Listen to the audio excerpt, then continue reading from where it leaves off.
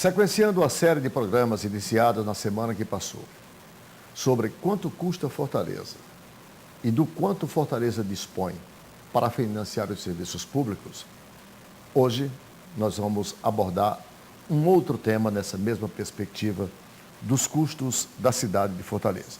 Despesa pública e dívida. Você, assinante, sabe do que compõem as despesas públicas do município de Fortaleza, para além dos investimentos dos serviços? Você sabe qual o tamanho da dívida da cidade de Fortaleza? E até enquanto Fortaleza pode ainda se endividar para, por exemplo, fazer as intervenções de infraestrutura urbana, que são aquelas que consomem mais recursos? Os investimentos com recursos próprios de Fortaleza hoje, a partir do seu orçamento para o próximo ano, que segundo o secretário Cialdini nos anunciou na semana passada, é de 5,4 bilhões. Quanto deste montante sobra para investimentos naquilo que a cidade precisa, não só para a ampliação dos seus serviços, mas para a criação de outros? É para discutirmos os vários aspectos dos custos de Fortaleza. Quanto a cidade custa, quanto tem para investir, qual é o tamanho dessa dívida? E nós estamos iniciando mais uma edição do programa Visão Política pela FGF-TV, canal universitário 14 da NET e Rede Pública de Televisão Cearense. Sequenciando a série de 4 programas, nós estamos hoje apresentando o segundo programa dessa série, com a presença do secretário Alexandre Cialdini.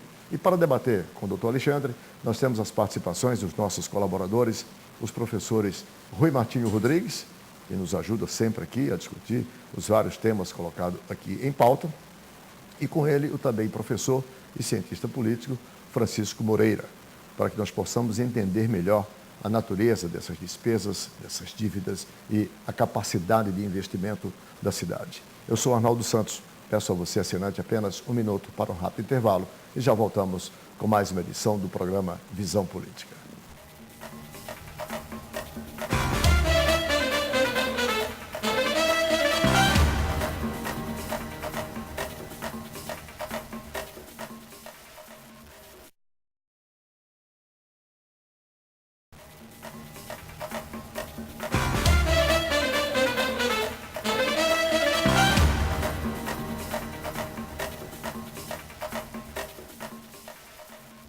Estamos de volta com o primeiro bloco do programa Visão Política pela FGF-TV, canal universitário 14 da NET e Rede Pública de Televisão Cearense. Para você, assinante que ligou agora, nós estamos hoje apresentando o segundo programa da série Quanto Custa Fortaleza e do quanto Fortaleza dispõe para gastar, para investir, com a participação do secretário de Finanças do município, doutor Alexandre Cialdini, e os nossos colaboradores, os professores Francisco Moreira e Rui Martinho Rodrigues. Como disse na semana que passou, vou repetir agora para você, assinante, que perdeu o programa da semana passada. Estamos às vésperas de uma eleição, temos 10 candidatos aí com suas propostas colocadas, e no próximo dia 7 de outubro nós teremos que escolher um dos 10 para aquele que julgarmos melhor. E resolvemos, diante da impossibilidade pelo número de candidatos, ao invés de falar com os candidatos, fazemos aqui um observatório, sobretudo na perspectiva dos gastos da cidade, e trouxemos a pessoa mais indicada, que é o próprio secretário de Finanças, o homem que tem a chave do cofre, e mais do que a chave do cofre, o homem que sabe onde está o dinheiro, o que está no cofre e o que está para entrar. Então, vamos discutir para que nós possamos oferecer a você, assinante, pelo menos um perfil, digamos assim, dos custos da cidade de Fortaleza. Doutor Alexandre, muito obrigado mais uma vez pela sua participação. E o tema do programa de hoje é despesa pública e dívida. E aí você tem, dentro desse tema, você tem despesas correntes, manutenção da máquina, você tem gastos públicos principais, os gargalos, que são os obstáculos, aí você tem o custeio pessoal, enfim, você tem uma gama enorme aqui. Eu queria, então, mais diretamente, despesa pública e dívida. Quais são as despesas que nós temos hoje, enquanto importa para um orçamento de 5,4 bilhões?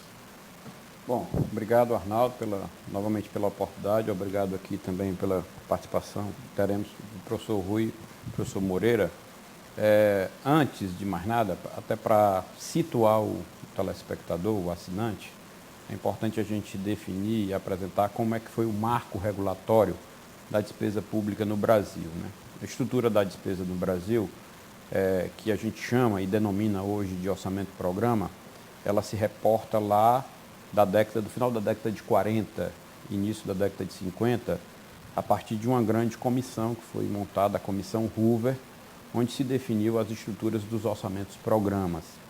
E, na realidade, essas estruturas hoje, elas são recepcionadas por todos os países desenvolvidos e em desenvolvimento, e que se iniciou com um grande trabalho pelo ministro da Guerra americano à época, que foi ministro do presidente Lyndon Johnson e do Kennedy, né?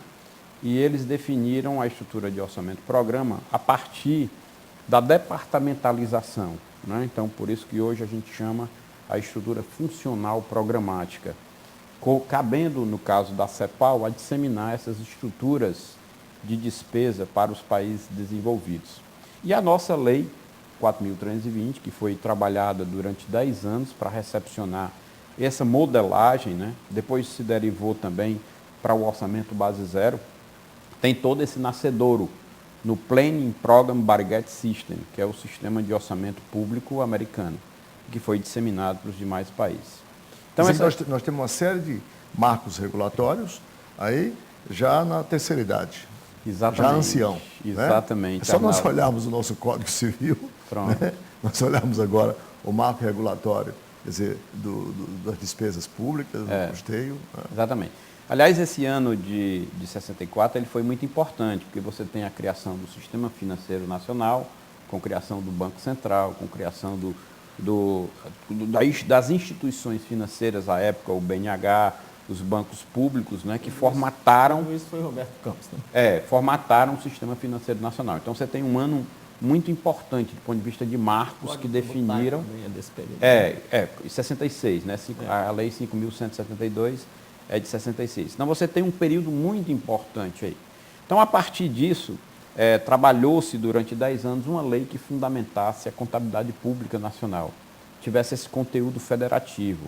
Então, esses marcos, eles provêm disso. E aí, o que a gente pode dizer é que hoje nós consolidamos essa contabilidade em qualquer local, seja em Pindamonhangaba, seja em Manaus, seja em Fortaleza, seja no estado do Amazonas, no estado do Rio de Janeiro e do Ceará. A contabilidade é única, você pode consolidar esses dados são consolidados e são encaminhados para a Secretaria do Tesouro Nacional, que é um órgão do Ministério da Fazenda, que recepciona esses dados e você pode fazer analogia entre os balanços. Então é importante mostrar isso, né, para o telespectador, onde é que ele pode ir atrás disso. Então o site, o portal da Secretaria do Tesouro Nacional é um grande informação, o portal da Controladoria Geral da União é um grande informante.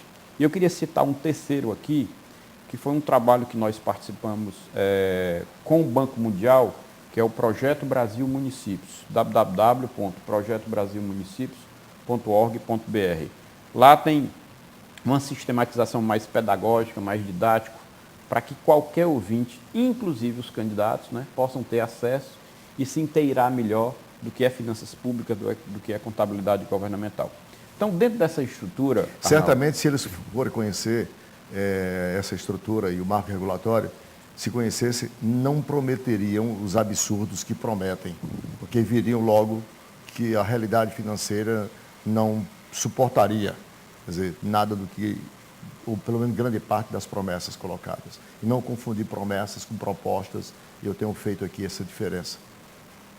Então, dentro dessa importância percepção do que é a proposta, é importante situá-la, né?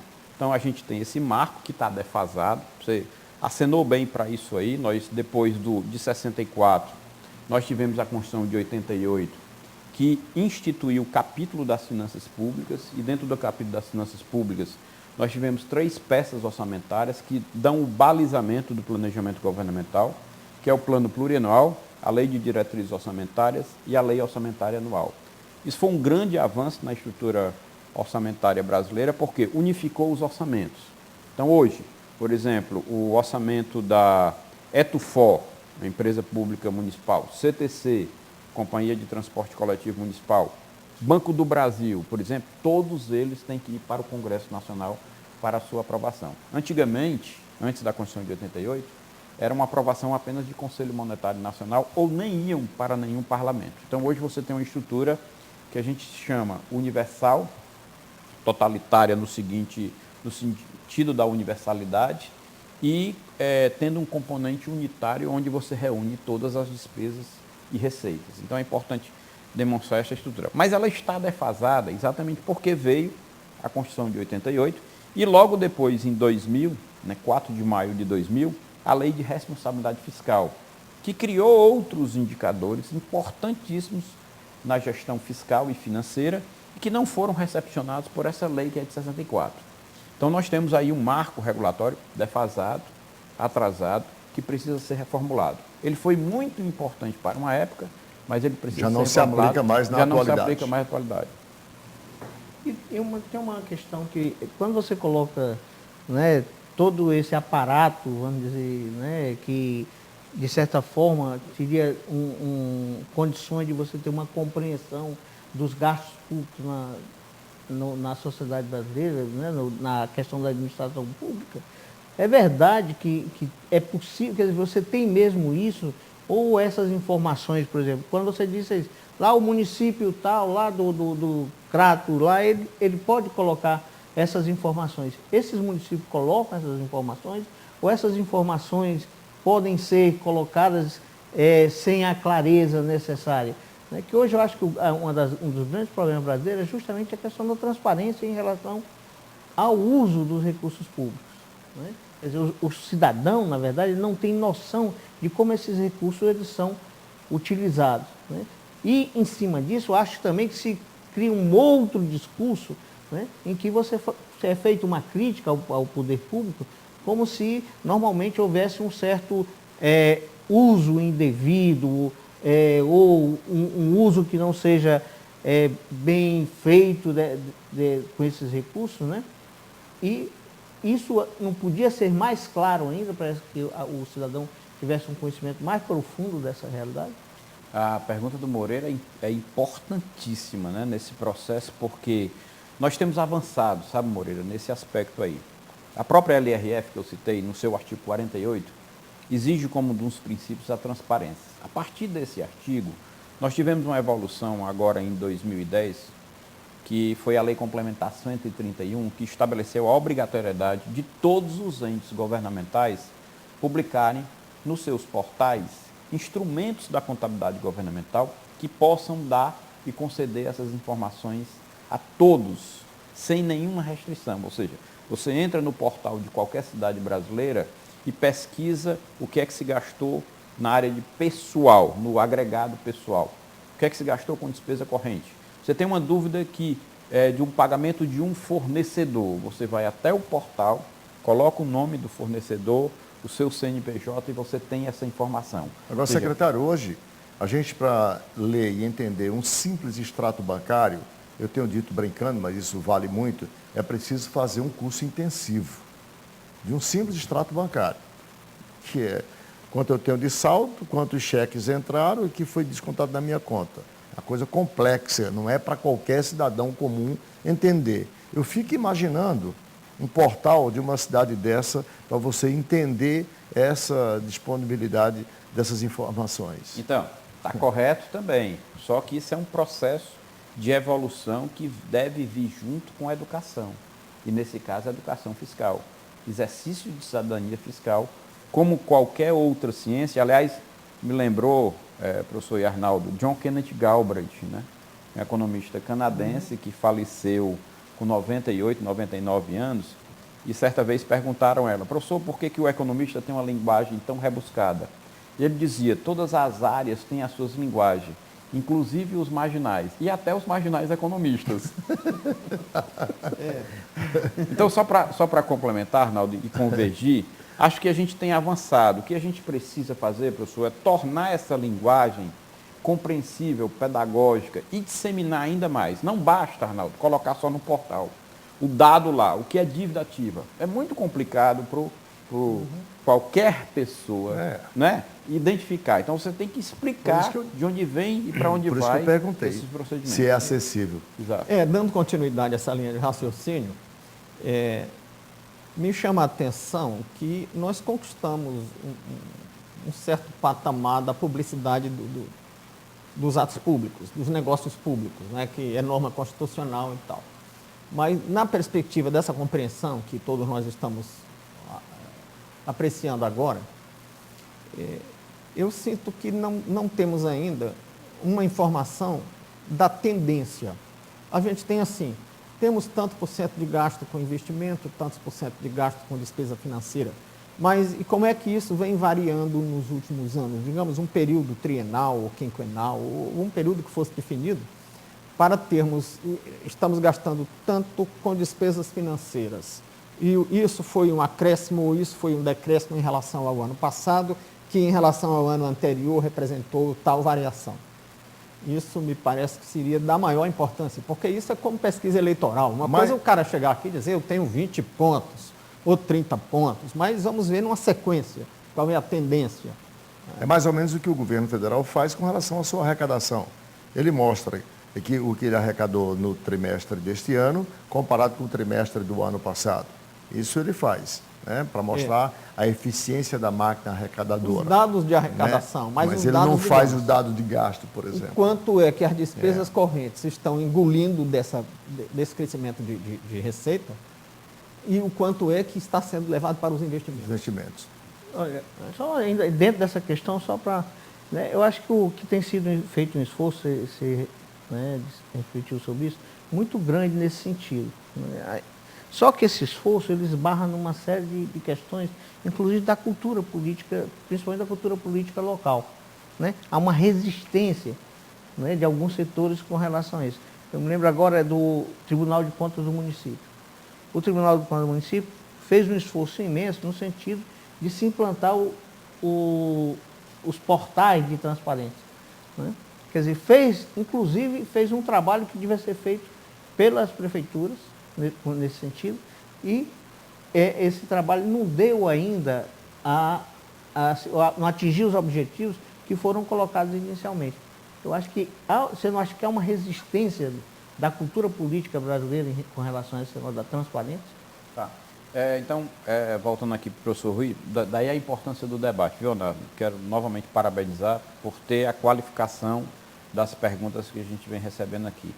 Então, professor Rui, eu acho que isso é extremamente importante, porque você tem efeitos de variáveis exógenas sobre esse processo. Uma crise financeira internacional é uma crise exógena, que você não tem controle sobre ela. E aí você demonstra como é que foi o percurso da série, né? No portal da... estabelecer um paralelismo ou não com esses fatores externos que a gente não controla. Exatamente. Então, no portal da Secretaria de Finanças, nós colocamos muito bem isso. A evolução das transferências constitucionais, a evolução de transferências voluntárias, a evolução da receita tributária própria.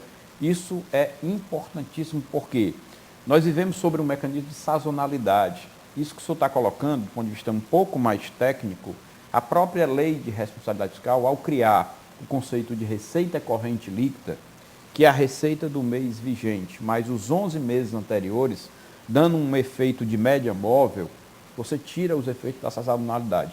E é por isso, como o Arnaldo colocou bem, eu tenho que comparar o mês de julho, de agosto, com o mês de agosto do ano passado, porque tem naturezas semelhantes na sua série histórica. Para corroborar o que o senhor está colocando, também na própria LRF, foi definido parâmetros e indicadores para que você possa fazer a predição da receita, que antigamente você não tinha nenhum parâmetro. Hoje você tem que dizer qual foi o sentido, o modelo, a orientação que foi dada para predizer a receita de 2013. A metodologia, né? Isso. Então você tem que definir a metodologia. Então se você fazer uma brincadeira... O cidadão, como se ele entrar lá no seu portal, ele vai compreender isso? Ele vai compreender que a evolução da série, ele vai ter a evolução da série de transferências, de despesa, de dívida, ele vai ter. Certo? Deixa eu fazer o nosso intervalo, que a produção me informa que o tempo já se esgotou para esse bloco. Que eu quero, a partir do segundo e no terceiro bloco, a gente ser mais didático em relação aos números em si, porque me parece que o assinante fica muito curioso e querer saber quais são os números. E daqui a pouco nós vamos mostrar para você, assinante, quais são as despesas correntes, a manutenção da máquina e o custeio das políticas públicas, os obstáculos, custeio de pessoal, investimentos em inversão financeira, amortização dos empréstimos, tudo isso em um minuto, um instante só.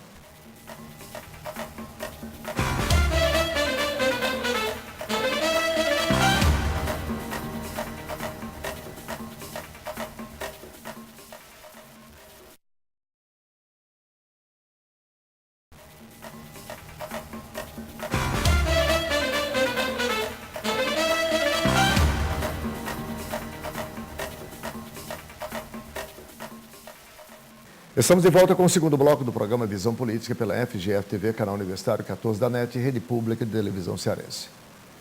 Assinante, nós estamos hoje apresentando o segundo programa da série de 4 programas sobre quanto custa Fortaleza e o que Fortaleza dispõe para custear todas as suas despesas. Isso porque nós estamos num ano pré-eleitoral e entendemos ser papel de um canal de televisão universitário, público, principalmente esse que é fechado, discutir essas questões, até para que o assinante possa, e já já você começa a ser bombardeado com informações todos os dias pelo rádio e pela televisão, com as promessas mais absurdas do mundo, e é bom você conhecer um pouco da realidade financeira da cidade, para que você possa fazer distinção entre promessas e propostas, ou seja, e políticas públicas exequíveis, que os 10 candidatos certamente vão aqui nos apresentar. E no bloco anterior, nós ficamos aqui falando sobre a capacidade de compreensão que o cidadão tem de entender a linguagem cifrada, né, os números codificados de um orçamento público, e eu fiz até uma comparação com um simples extrato bancário, que é difícil o cidadão comum entender aquilo, fica imaginando um orçamento público de qualquer cidade. Mas há também uma outra questão aí da cidadania fiscal, é que, como isso está nos portais, né, está na internet, no mundo virtual, embora trate-se da vida real, isso também não estimula muito as pessoas a buscar essas informações, é bom que se diga, né? É mais só o sujeito procurar a fofoca, né, a coluna de fofoca que está lá, o blog de fofoca, de sexo, é mais estimulante do que procurar essas questões também, porque é a cidadania fiscal que ainda não bateu a porta do cidadão. Ele quer saber se o serviço é executado, mas ele não se preocupa em saber quanto aquele serviço custa e se realmente está sendo financiado. Então, eu queria colocar agora, para a gente entrar diretamente nos números. Despesas correntes, manutenção da máquina e das políticas públicas principais. Esse primeiro tema, me parece só isso aqui já é um temão para que o Moreira e o Rui possam discutir com o secretário. Então, dentro exatamente da base conceitual, né, e metodológica que a gente falou aqui no primeiro bloco, nós temos 2 categorias econômicas muito bem definidas na área da despesa, que é a despesa corrente e a despesa de capital. Então, isso é unificado, né? Dentro da despesa corrente, você tem pessoal em cargos, juros em cargos a dívidas e outras despesas correntes. Isso é o que compõe a manutenção da máquina, que é chamada manutenção da máquina. São as despesas fixas. Todo mês ele tem aquilo ali para pagar. Exatamente. Você tem a folha de pagamento, onde nós comprometemos, já envolvendo os números, 42,7% da receita corrente líquida, né?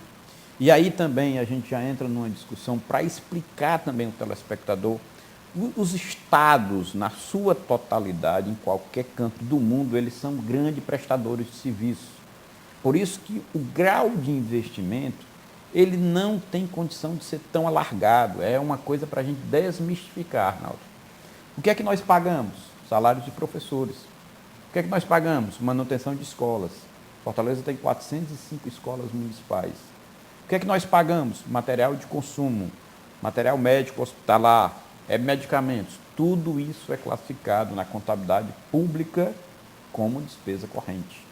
Então, tem que desmistificar. Por mais que o Estado queira, você tem limites. Por quê? O Estado é um grande prestador de serviços.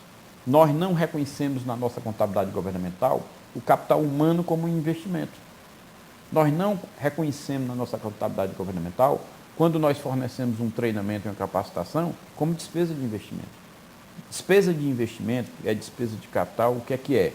Aquisição de um imóvel para uma construção. Isso é uma despesa de investimento. Isso porque o marco regulatório assim determina. Assim determina. Então, se eu adquiro um veículo, se eu adquiro um avião, né, isso todos sendo um bem de primeira linha, isso é investimento. Mas já se eu adquiro um imóvel que eu não vou construir, é uma inversão financeira, não é um investimento. Então, a capacidade de investir do Estado, ela não é tão alargada como se pensa. Quando se diz, o município investiu 12%, investiu muito. Quando se diz, o Estado investiu 10, 8%, investiu muito também. Por quê? Porque a natureza é essa daí. Então, nós temos um gasto que gira em torno de 42,7% da receita corrente líquida. Isso em milhões significa quanto, para o assinante ter noção? O percentual, às vezes ele não diz muito. Significa 1,2 bi anual. 1,2 bilhões anual. Tomando como base a despesa corrente, certo? Nós temos dos componentes da despesa, por isso que foi bom o primeiro bloco para a gente situar. Dentro da classificação funcional, nós temos as funções: saúde, educação, urbanismo. Então, a maior função de Fortaleza é saúde. Nós gastamos com saúde 31% do orçamento da despesa corrente. Isso é em torno de 1,44 bilhões anual. Tá? Então, 31%. Depois vem educação, 20% do total da despesa, não é sobre a receita. 20% do total da despesa. Depois, urbanismo, vem 12% do total da despesa. Urbanismo aí entra limpeza pública, saneamento, pavimentação, né? Vem toda essa área de infraestrutura. E depois vem a área administrativa, ou seja, as quatro maiores funções, elas já tomam 83% do orçamento quando a gente subdivide em funções. Né? E, por fim, a última é previdência, também, que é um aporte significativo que compõe as despesas correntes. Então, de todas as funções que nós temos dentro da classificação funcional, institucional, programática, nós temos aí 5 funções que detêm 83% do orçamento, sendo saúde em primeiro, com 31%, educação em segundo, com 21%, urbanismo em terceiro, com 12%. A questão, vamos pegar a saúde, para tentar esclarecer, que é talvez dos serviços públicos mais crítico, ou seja, aquele que tem mais visibilidade, aquele em que a população, né, vamos dizer assim, mais coloca em xeque o poder público, está constantemente questionando. Porque ela demanda mais e recebe menos. E a necessidade mais dramática, demanda, muitas vezes. Né, tanto cresceu a demanda, a gente sabe que há indicadores que mostram isso, há um crescimento da demanda por saúde, né, que é inclusive um bom indicador, inclusive do ponto de vista educacional, mas por outro lado o poder público não dá essa resposta. E, no entanto, é aquele que ele investe mais. Né? Por que esses recursos, o que falta, por exemplo, é uma questão do ponto de vista administrativo, de lidar com isso? Quais são os gargalos da saúde no município de Fortaleza? Deixa-me propor, acho que é a mesma coisa que você está dizendo, com um enfoque assim. Essas parcelas, gasta-se uma fatia de tal tamanho com pessoal, outra fatia de tal tamanho com manutenção de prédios, alguma coisa desse tipo, tudo isso é despesa corrente. Mas eu volto a me preocupar com as variações desses números no tempo, né, que podem indicar uma tendência crescente ou decrescente da eficiência administrativa. Né? Então, essas despesas, como é que elas têm se comportado nos últimos anos? Digamos, essa fatia de pessoal aí me parece muito boa, 43%, 42, alguma coisa, quase 43%. Talvez seja uma das fatias com pessoal menores da administração pública brasileira, né? Pelo menos aqui no Nordeste. Até porque a lei permite até 52%. Né? E aqui no Nordeste é uma tendência do poder público virar cabide de emprego. Né? Mas e como é que tem sido essa variação? Né? No âmbito das despesas correntes, a gente tem o das despesas com manutenção da máquina, a gente tem vários, tem uma miríade de itens, né? Como é que tem sido a dança entre esses itens? O Moreira está destacando saúde, mas e outros itens importantes, como a parte de urbanismo ou de educação? Como é que tem sido, quantos por cento um avança e o outro recua? Porque eu acho a porcentagem mais importante que o número bruto. Você diz assim, 1 bilhão, pode ser muita coisa para uma pessoa, mas se você olhar para o poder público, esse número pode não ser tão grande. Okay. Então, voltando aqui o caso da saúde, vão acabar me chamando de neoclássico, viu, Arnaldo? Eu vou ter que citar aqui alguns economistas neoclássicos. O Jean-Baptiste Say, um economista francês, ele dizia que a oferta cria sua própria demanda, a oferta cria sua própria procura. Em algumas situações de políticas públicas, isso é notório acontecer. Quanto mais serviços você coloca à disposição da saúde de um povo que é carente, mais demanda vai acontecer. A oferta cria sua própria procura. Então, isso acontece notoriamente. Por mais que se tenha... exatamente. Por mais que se tenha ampliado, você vem com uma série de problemas, sejam eles de ordem cultural, né? Sejam eles de ordem de demandas represadas da própria população. Por quê? Você vai a uma UPA, ou você vai a um posto de saúde, você acaba lá descobrindo que você tem outros problemas. Aí você deriva, né? Você tem uma avalanche de problemas gerados no trânsito de Fortaleza, ainda com armas brancas, que você acaba derivando a responsabilidade de resolver essas determinadas situações. Ou seja, a grande maioria dos acidentes de veículo do Ceará é de moto, né? E eles carregam para onde? Para o JF, que tem neurocirurgião 24 horas funcionando, que tem cirurgião tóraco-vascular 24 horas funcionando. Ou seja, você tem uma necessidade, porque esses acidentes são traumáticos, geram traumatismo crânioencefálico, geram grandes laparotomias exploradoras, e você tem uma demanda aí que você tem que gerar oferta para isso, né? No caso da saúde, essa despesa tem crescido, também pelo grau de especialidade que a medicina vem adotando, pelo nível de especificidade. A complexificação dos atendimentos em um mês ou em outro pode demandar maior ou menor despesa, dependendo do tipo de tratamento, da complexidade dele. Então aí vem ao encontro da pergunta do professor Rui, ou seja, você tem algumas sazonalidades. Por exemplo, em junho, o crescimento de atendimento de queimados do JF cresce. Certo? Em períodos de Copa do Mundo cresce, mas a despesa ela tem sido crescente. Isso, professor Rui, em todo o Brasil. É muito importante a sua pergunta, porque recentemente a gente fez uma apresentação num congresso da Frente Nacional dos Prefeitos e nós recepcionamos os dados de todas as capitais. Do ponto de vista absoluto, Arnaldo, a despesa de saúde para as capitais tem crescido mais do que a despesa de educação. Mesmo que o piso da educação seja 25 e da saúde 15, a saúde tem superado os dados da educação. Então, historicamente... Só para o assinante se situar, como essa informação graças é importante... ao motociclismo, veja bem, são 405 escolas municipais, são 274 mil crianças na rede pública municipal matriculada, portanto, para você servir fardamento, merenda escolar todo dia, ou seja, seria uma cozinha industrial enorme. Esse número de crianças significa as populações de Curitiba, Florianópolis e Porto Alegre juntos. Fortaleza sozinho tem muito mais na sua rede oficial. Quer dizer, com toda essa rede, quantos hospitais são? Os frotinhas e os postos de saúde. Nós temos mais de 10 hospitais. Mas não chega a metade do número de escolas. Não, com certeza. Mas consome muito mais recursos. Com certeza. Eu dei esse número de estudantes, são quase 300 mil alunos, é muita gente. Mesmo assim, a saúde consome mais. Só para o cidadão ter uma noção. Então, assim, a despesa tem crescido. Nós crescemos, só para ter ideia, um número muito presente, muito recente.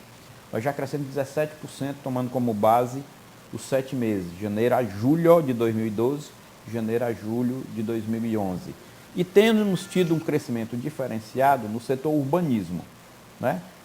pela necessidade de intervenção. Tanto o governo do estado como a prefeitura também tem tido um crescimento. Nós estamos aí com 2 programas, né? O Metrofor e o Transfor. Então o Transfor tem gerado um crescimento também ascendente. E os programas de habitação popular, que já começaram no passado, né, com o PAR e o PHIS, e agora com Minha Casa Minha Vida. Então, o urbanismo tem tido também um crescimento que tem acompanhado a linha de crescimento do setor saúde. Mas o setor saúde está disparado, né, nesse processo. Bom, você tem aí ainda um outro aspecto a ser considerado, que é o chamado serviço da dívida.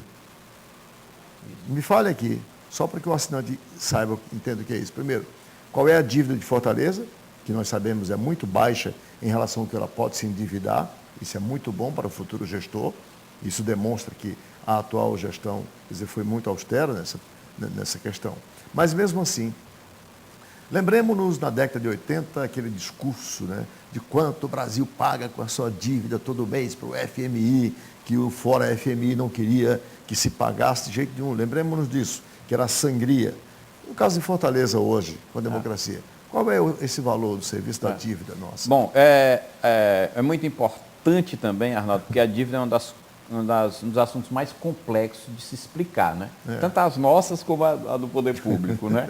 Porque são vários conceitos, mas eu vou tentar ser o mais pedagógico aqui.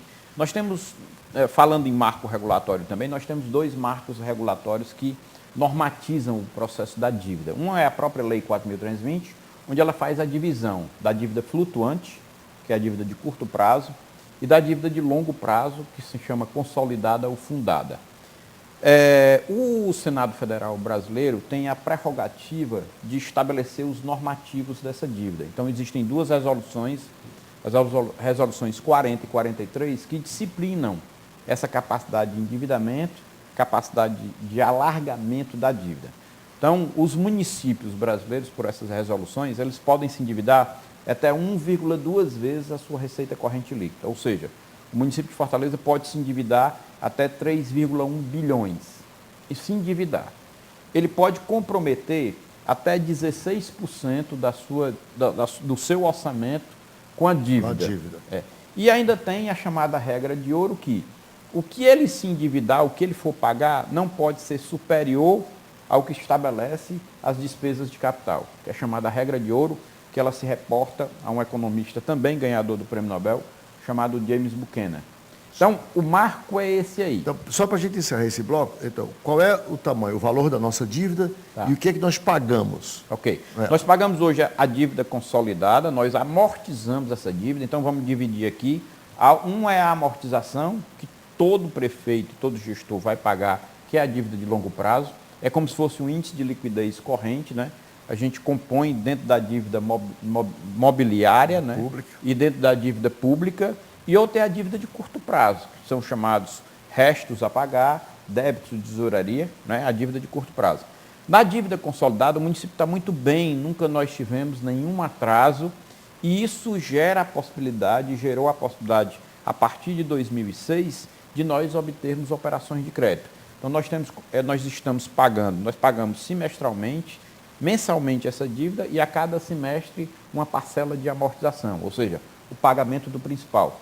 E dentro dessa dívida nós pagamos uns juros em média de 6%, que isso a gente chama encargos, juros ou encargos da dívida, que na realidade é classificado como despesa corrente. Você vê a natureza como é interessante. Enquanto eu estou pagando juros em carga, é despesa corrente. Enquanto eu estou amortizando, aí é despesa de capital. Esse 6% significa o quê em milhões? 6% ao ano. Ano. Então, 6% ao ano, eu estou pagando mensalmente em torno de 1,3 milhões de juros em encargos de todas as operações de crédito que eu já contratei. O município tem contratado... Dá uma porcentagem mínima do orçamento. Isso é muito pequeno. Isso não dá 4% do total das funções que eu coloquei. Entretanto, professor, não basta olhar a capacidade de se endividar, a capacidade de alargar esse endividamento. Você tem que cair na real e olhar os outros números. Certo? Esses outros números nós vamos olhar no próximo bloco, tá certo? Que a produção está me dizendo aqui que o nosso tempo já se esgotou e é importante para o assinante ele conhecer todos esses números da Prefeitura, porque é com base nesses números que as propostas e as promessas, e mais as promessas do que as propostas, vão aí ser apresentadas, né, no horário eleitoral gratuito. Portanto, assinante, um instante só, e a gente volta com o secretário de Finanças do município de Fortaleza, mostrando para você quanto custa Fortaleza para o cidadão e quanto Fortaleza tem para se autofinanciar. Um instante só.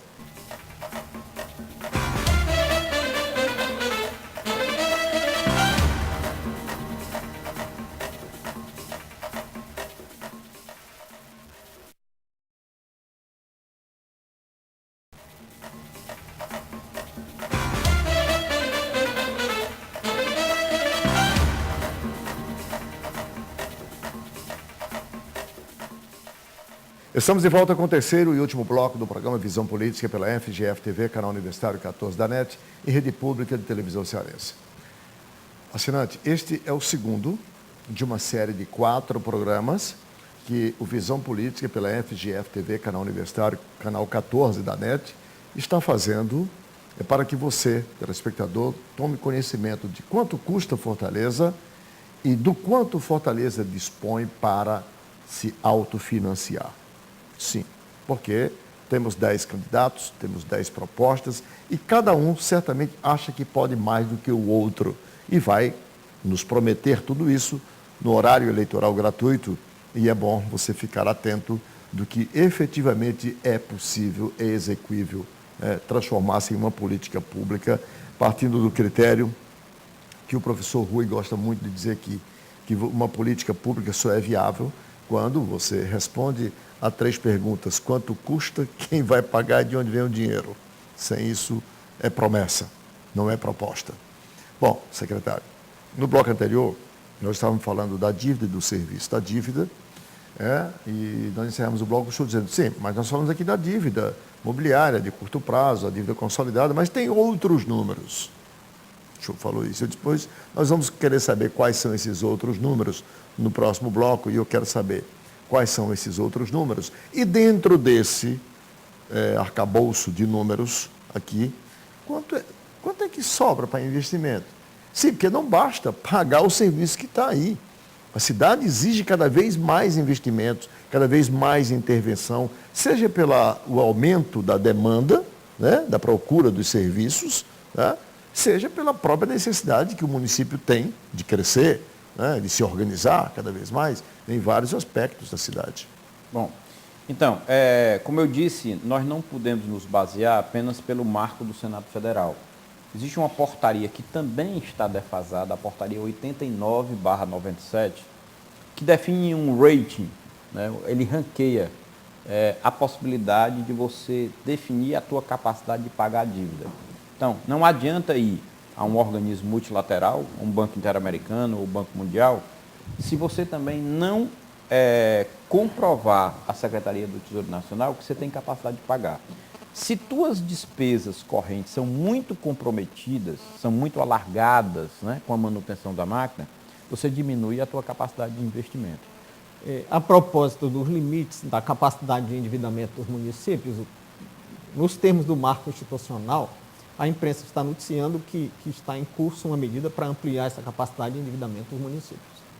E eu queria só, corroborando do pensamento do professor Rui, e que diabo está fazendo, ou estão fazendo esses 81 senadores, tá, que não atualizam esse marco regulatório, se cabe a eles? Como se conviver com um marco regulatório defasado de 50 anos? Estão fazendo o quê? Eu pergunto aqui, que diabos estão fazendo 81 senadores que não atualizam isso, que é uma coisa para o Brasil inteiro, não é só para Fortaleza? Essa é uma discussão importante que eu acho que é fundamental, que na próxima gestão, passando esse semestre, Arnaldo, eu acho muito difícil isso voltar a tramitar no Congresso, é fundamental que esse marco seja atualizado, porque tem aí lapsos de tempo e de conceitos que precisam de atualização, inclusive para virem a ficar adequados às novas normas da contabilidade internacional, que o Ministério da Fazenda está aprovando portarias, retificando ou ratificando normas sem um marco maior que envolva estados e municípios. Então, existe um projeto que tem uma defesa muito forte dos estados para reduzir o indicador de atualização da dívida, né? E os estados propõem o IPCA. Os municípios também estão propondo a adequação desse indicador. E também há uma proposta de alargar o prazo, né? Porque é difícil mexer nos percentuais de comprometimento. O que melhoraria, o que minimizaria a situação era você alargar os prazos de pagamento.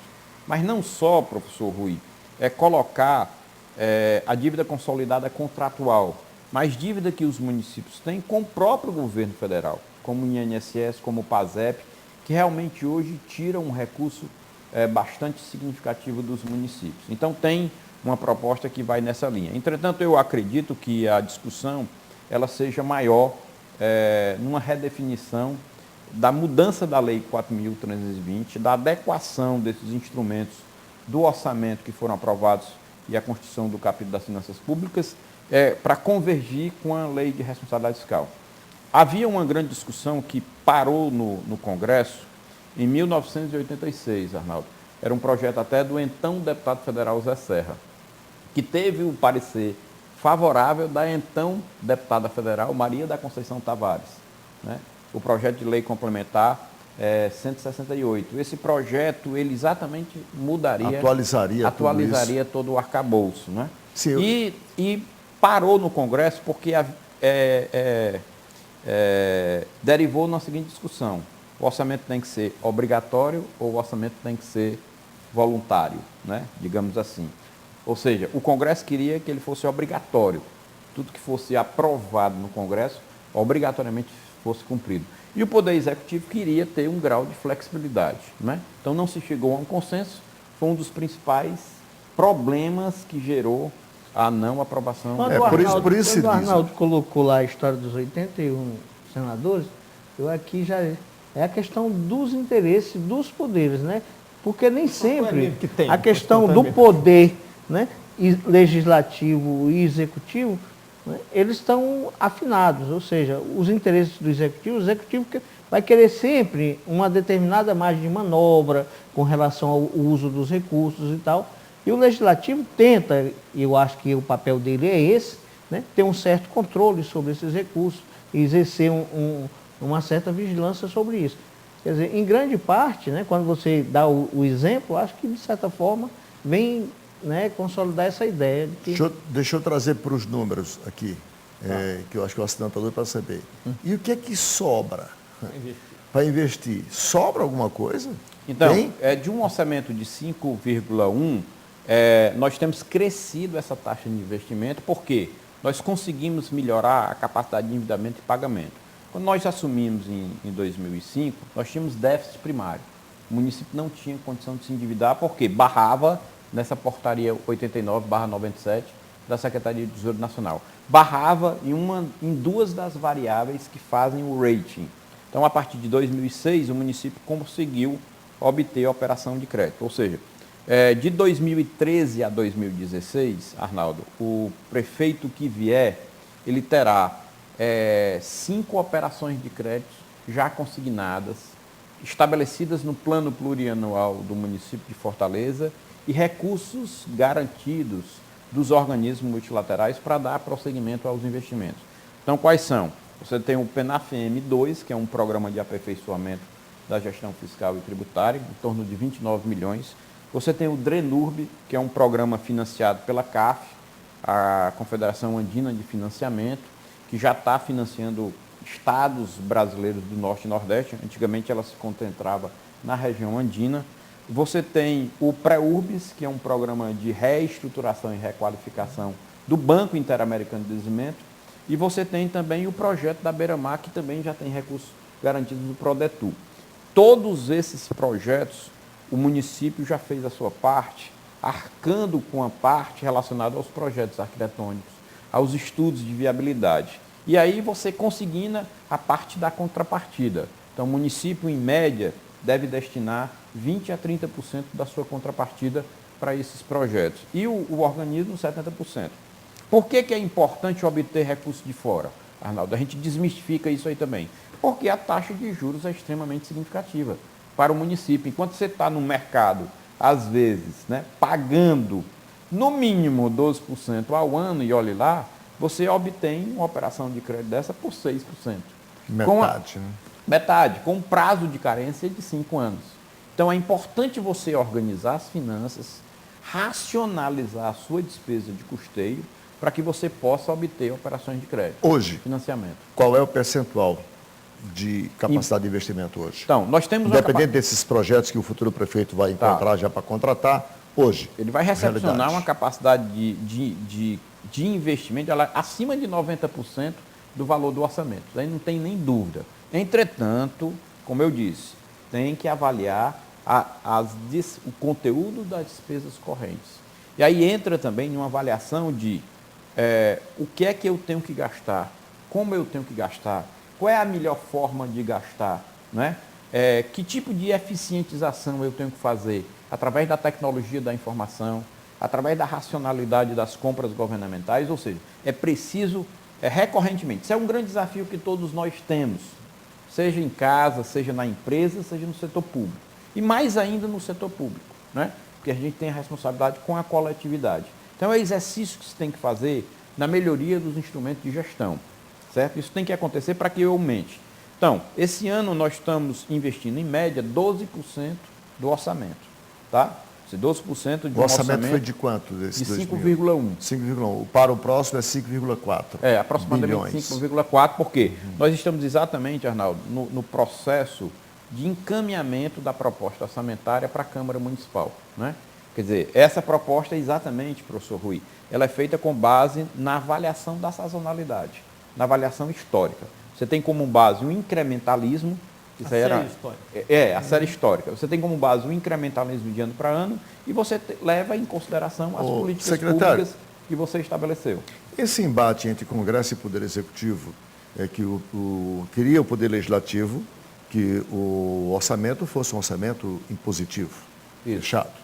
Uma vez definido, o Poder Público fica com a obrigação de efetivamente implantar, gastar, efetivar. E o Poder Executivo, dentro da teoria da prevalência do Executivo sobre o Legislativo, que acaba prevalecendo mesmo, achou que não poderia ser assim. Daí se convencionou chamar dos orçamentos de peças de ficção, né? Mas só para que bastante, ou seja, cria-se o orçamento, mas não se efetiva, não se executa. Desses 5,1 bilhão que a Prefeitura trabalha hoje e vai encerrar o exercício de 2012, quanto foi efetivado ou será efetivado? Isso é também uma coisa importante para o assinante saber. Foi possível efetivar quanto dele? Tá. Porque são estimativas que se faz de arrecadação que às vezes não se verifica. Outras vezes se verifica, até ultrapassa, mas a ineficiência da máquina não é capaz de gastar. Até porque, dependendo dos fatores exógenos que foram lembrados aí, que pelas marolinhas que podem vir lá de fora, talvez tenha um impacto para baixo, né? Puxar para baixo, a gente não sabe quanto é que vem. Acho que daria uns 3 programas. Daria. Mas assim, resumidamente, dá para a gente colocar uma coisa. Aqui, tirando um pouco dos dados contábeis e introduzindo considerações políticas. Nós o ouvimos aqui explicando que há uma crescente demanda e que nenhum órgão estatal, nenhuma pessoa jurídica de direito público é capaz de atender essa demanda. Aliás, é o que diz o Norberto Bobbio naquele livro A Era dos Direitos, né? Há um dilúvio, um tsunami de demandas. E aí, então, como é que vamos atender? O senhor está sugerindo que se procure captar investimento privado?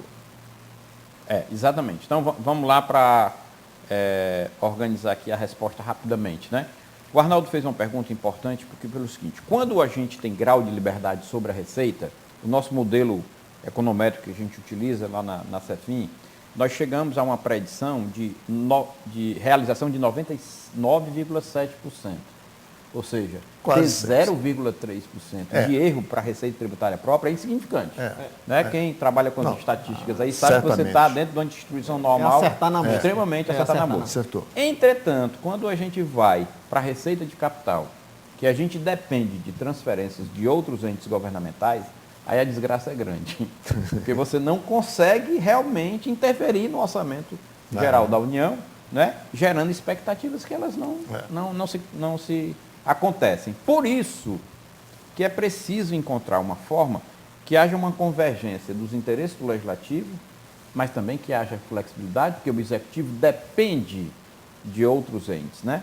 Depende de outros entes para operar, certo? E no caso da pergunta da colocação do professor Rui, eu acho que é necessário que você tenha essa abrangência de compreensão, porque o executivo precisa ir atrás de outras fontes. Você tem a aprovação da parceria público-privada, da lei de parceria público-privada, foi aprovado no governo Lula e o município já tem essa lei, ou seja, o próximo governante que entrar, ele já está sendo recepcionado por essa lei, é uma forma, e a ida, né, aos outros entes governamentais e multilaterais. No próximo programa, nós vamos apresentar o tema Gestão Administrativa e Organizacional, e esse tema cai bem, porque não esqueçamos que na semana que passou, a presidente Dilma lançou um pacote que foi denominado pelos empresários de Pacote da Felicidade do Brasil, que prevê investimentos superior a 100 bilhões, né, só com estradas e ferrovias, portanto, para iniciativa privada. E nós vamos discutir, exatamente no próximo programa, este tema, até que ponto os municípios, a partir do modelo, né, de gestão do governo federal, os municípios, como cidades como Fortaleza, podem adotar o mesmo nessa perspectiva das chamadas PPPs. Bom, com essas colocações, finalizamos mais uma edição do programa Visão Política pela FGF TV, canal Universitário 14 da NET e Rede Pública de Televisão Cearense, o segundo programa da série sobre quanto custa Fortaleza e de quanto Fortaleza dispõe para se autofinanciar, com a participação do secretário de Finanças do município, doutor Alexandre Cialdini, e dos nossos colaboradores, os professores Rui Martinho Rodrigues e Francisco Moreira. No próximo programa, nós vamos discutir o tema gestão administrativa e organizacional, incluindo aí essa perspectiva das PPPs a partir do que fez a presidente Dilma. Muito obrigado e até lá.